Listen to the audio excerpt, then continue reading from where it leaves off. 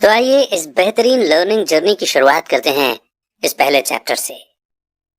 Rich dad poor dad Robert Kiyosaki के अनुसार वे कहते हैं, मेरे दो डैडी थे, एक अमीर और दूसरे गरीब। एक बहुत पढ़े लिखे थे और समझदार थे। वे पीएचडी थे और उन्होंने अपने 4 साल के अंडर ग्रेजुएट के काम को 2 साल से भी कम समय में कर लिया था। इसके बाद वे आगे पढ़ने के लिए Stanford university, university of Chicago और नॉर्थ वेस्टर्न यूनिवर्सिटी गए और ये सब उन्होंने पूरी तरह से स्कॉलरशिप के सहारे ही किया। मेरे दूसरे डैडी 8th क्लास से आगे नहीं पढ़े थे। दोनों ही अपने करियर में सक्सेसफुल थे। दोनों ने जिंदगी भर मेहनत की थी। दोनों ने ही काफी पैसा कमाया था, पर उनमें से एक पूरी जिंदगी पैसे के लिए परेशान होता रहा। दूसरा हवाई के सबसे अमीर लोगों में से एक बन गया। एक के मरने पर उसके परिवार, चर्च और जरूरतमंद को करोड़ों की दौलत मिली। दूसरा अपने पीछे कर्ज छोड़कर मरा। मेरे दोनों डैडी इरादे के पक्के, चमत्कारी और प्रभावशाली थे। दोनों ने मुझे सलाह दी, पर उनकी सलाह एक जैसी नहीं थी। दोनों ही एजुकेशन पर बहुत जोर देते थे, पर उनके द्वारा बताए गए पढ़ाई के सब्जेक्ट्स अलग अलग थे। अगर मेरे पास सिर्फ एक ही डैडी होते तो मैं या तो उनकी सलाह मान लेता या फिर उसे ठुकरा देता। क्योंकि सलाह देने वाले दो थे, इसलिए मेरे पास दो बिल्कुल अलग अलग विचार होते थे, एक अमीर आदमी का और दूसरा गरीब आदमी का। किसी भी एक विचार को सीधे सीधे मान लेने या न मानने के बजाय मैं उनकी सलाह पर काफी सोचा करता था, उनकी तुलना करता था और फिर खुद के लिए फैसला किया करता था। समस्या ये थी कि अमीर डैडी अभी अमीर नहीं थे और गरीब डैडी अभी गरीब नहीं थे। दोनों ही अपना करियर शुरू कर रहे थे और दोनों ही दौलत और परिवार के लिए मेहनत कर रहे थे, पर पैसे के बारे में दोनों के विचार और नजरिए एकदम अलग थे। एग्जाम्पल के तौर पर एक डैडी कहते थे कि पैसे का मोह ही सभी बुराइयों की जड़ है, जबकि दूसरे डैडी कहा करते थे पैसे की कमी ही सभी बुराइयों की जड़ है। जब मैं छोटा था तो मुझे दोनों डैडियों की अलग अलग सलाह से दिक्कत होती थी। एक अच्छा बच्चा होने के नाते मैं दोनों की बातें सुनना चाहता था। परेशानी ये थी कि दोनों एक जैसी बातें नहीं कहते थे।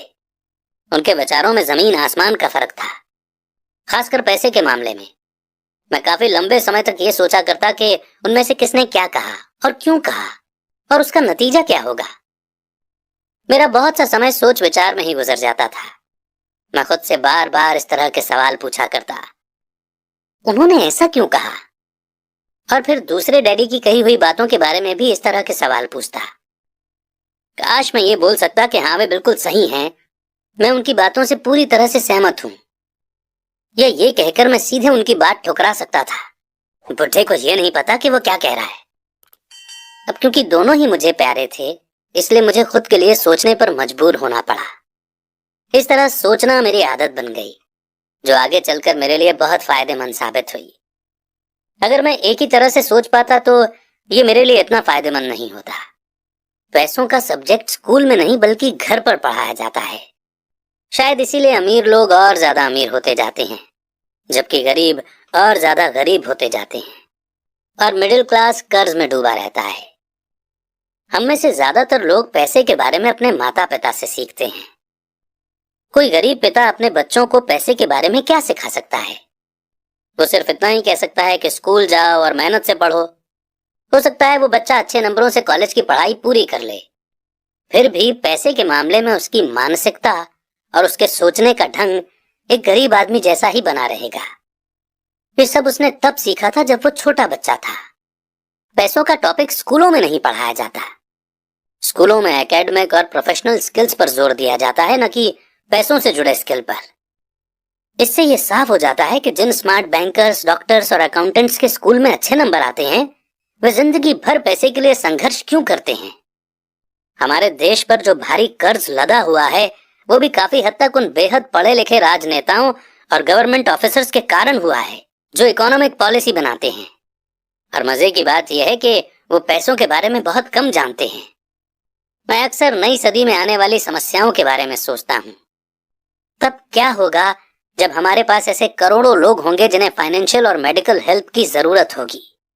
पैसों से जुड़ी मदद के लिए या तो वे अपने परिवारों पर या फिर गवर्नमेंट पर निर्भर होंगे।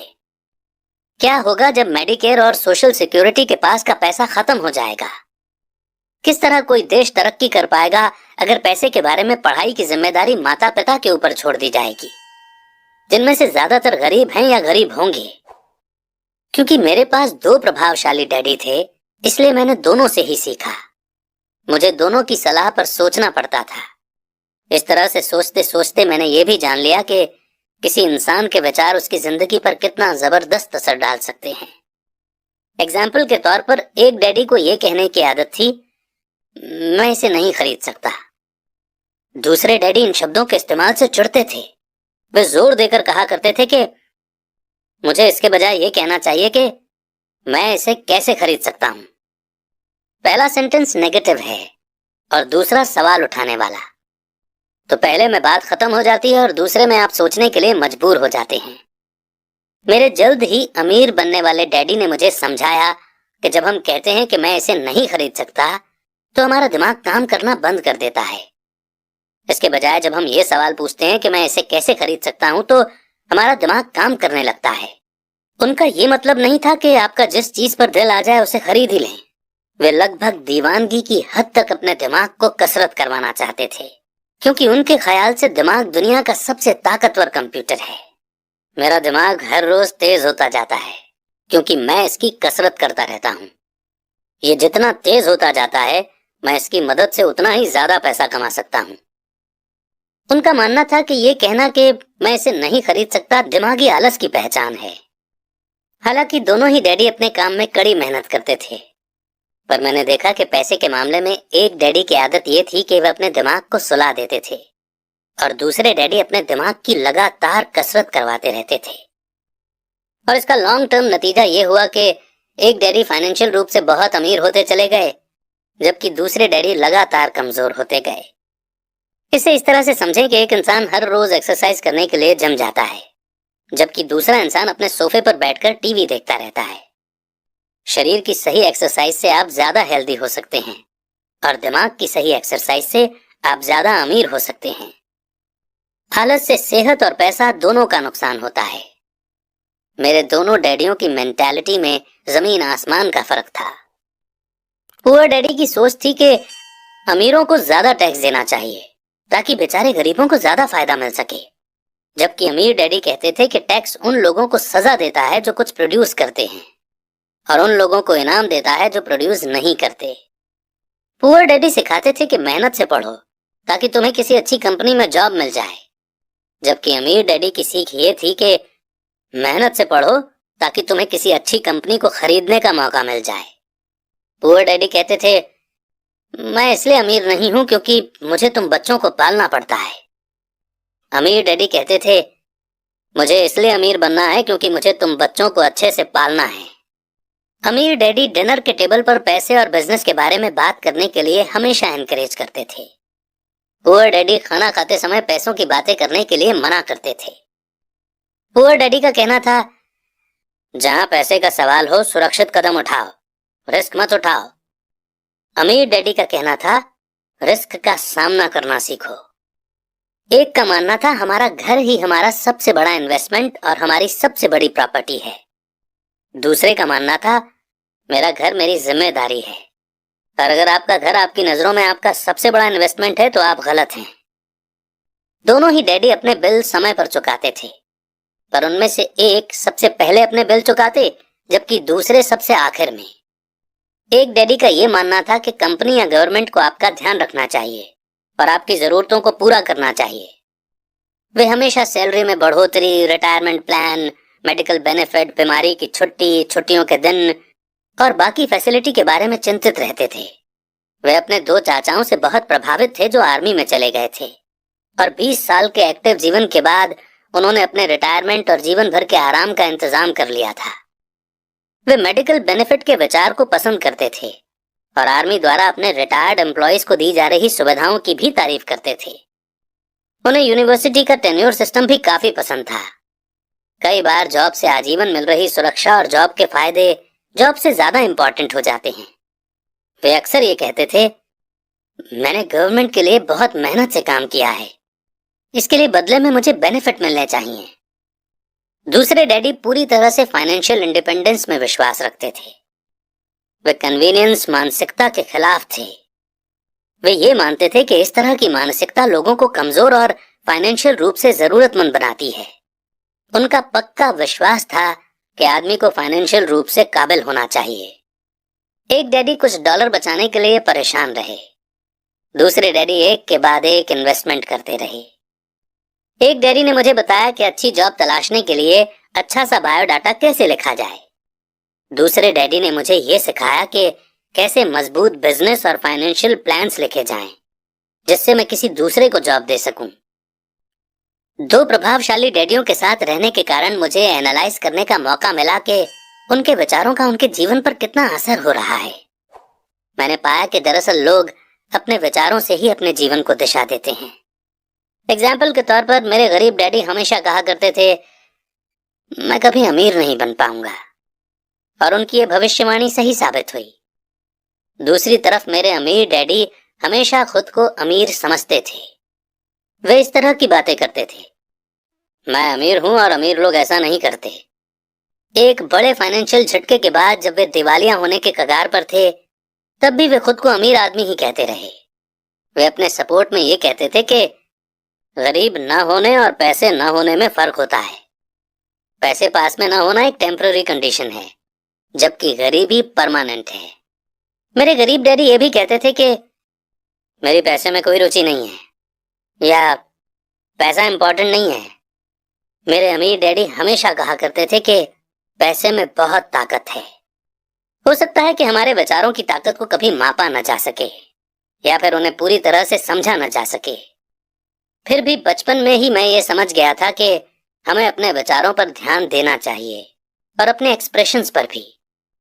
मैंने देखा कि मेरे गरीब डैडी इसलिए गरीब नहीं थे क्योंकि वे कम कमाते थे, बल्कि इसलिए गरीब थे क्योंकि उनके विचार और काम गरीबों की तरह थे। दो डैडी होने के कारण बचपन से ही मैं इस बारे में बहुत सावधान हो चला था कि मैं किस तरह की सोच अपनाऊं। मैं किसकी बात मानूं, अपने अमीर डैडी की या अपने गरीब डैडी की। हालांकि दोनों ही एजुकेशन और नॉलेज को बहुत इंपॉर्टेंट मानते थे, पर क्या सीखा जाए इस बारे में दोनों की अलग अलग राय थी। एक चाहते थे कि मैं पढ़ाई में कड़ी मेहनत करूं, डिग्री लूं और पैसे कमाने के लिए अच्छी सी जॉब ढूंढ लूं। वे चाहते थे कि मैं एक प्रोफेशनल ऑफिसर, वकील या अकाउंटेंट बन जाऊं या एमबीए कर लूं। दूसरे डैडी मुझे एनकरेज करते थे कि मैं अमीर बनने का राज सीख लूं, ये समझ लूं कि पैसा किस तरह काम करता है, और ये जान लूं कि इससे अपने लिए कैसे काम लिया जाता है। मैं पैसे के लिए काम नहीं करता। इन शब्दों को वो बार बार दोहराया करते थे। पैसा मेरे लिए काम करता है। 9 साल की उम्र में ही मैंने ये फैसला किया कि पैसे के बारे में मैं अपने अमीर डैडी की बात सुनूंगा और उनसे सीखूंगा। ये फैसला करने का मतलब था अपने गरीब डैडी की बातों पर ध्यान न देना। हालांकि उनके पास कॉलेज की बहुत सी डिग्रियां थी जो मेरे अमीर डैडी के पास नहीं थी। एक बार मैंने ये फैसला कर लिया कि मुझे किसकी बात सुननी है, तो उसके बाद मेरी मनी एजुकेशन शुरू हो गई। मेरे अमीर डैडी ने मुझे 30 साल से भी ज्यादा समय तक सिखाया, जब तक कि मेरी उम्र 39 साल की नहीं हो गई, और इसके बाद उन्होंने सिखाना बंद कर दिया। उन्होंने ये देख लिया था कि मैं वो सब समझ चुका हूं जो मेरी मोटी बुद्धि में भरने की वो कोशिश कर रहे थे। पैसा एक तरह की ताकत है, पर इससे भी बड़ी ताकत है फाइनेंशियल एजुकेशन। पैसा तो आता जाता रहता है, पर अगर आप ये जानते हैं कि पैसा किस तरह से काम करता है, तो आप ज्यादा ताकतवर हो जाते हैं। आप दौलत कमाना शुरू कर सकते हैं। सिर्फ पॉजिटिव थिंकिंग से ही समस्या हल नहीं हो सकती, क्योंकि ज्यादातर लोग स्कूल में पढ़ते हैं और वहां ये कभी नहीं सीख पाते कि पैसा किस तरह से काम करता है। इसीलिए वे पैसे के लिए काम करने में अपनी सारी जिंदगी बर्बाद कर देते हैं। मेरी एजुकेशन तब शुरू हुई जब मैं सिर्फ 9 साल का था, और इसी कारण मेरे अमीर डैडी ने मुझे जो लेसन पढ़ाए वे बहुत आसान थे। और सारी बातों को छोड़कर विचार किया जाए तो उन्होंने मुझे 30 सालों तक सिर्फ 6 इंपॉर्टेंट लेसन पढ़ाए। ये बुक उन्हीं 6 लेसन्स के बारे में है, और इसे भी उतना ही आसान बनाने की कोशिश की गई है जितना कि मेरे अमीर डैडी ने इन्हें मेरे लिए आसान बनाया था। ये लेसन आपके लिए जवाब की तरह नहीं लिखे गए हैं, बल्कि गाइड की तरह लिखे गए हैं। ऐसा गाइड जो ज्यादा अमीर बनने में आपकी और आपके बच्चों की मदद करेगा, चाहे दुनिया कितनी बदलती रहे।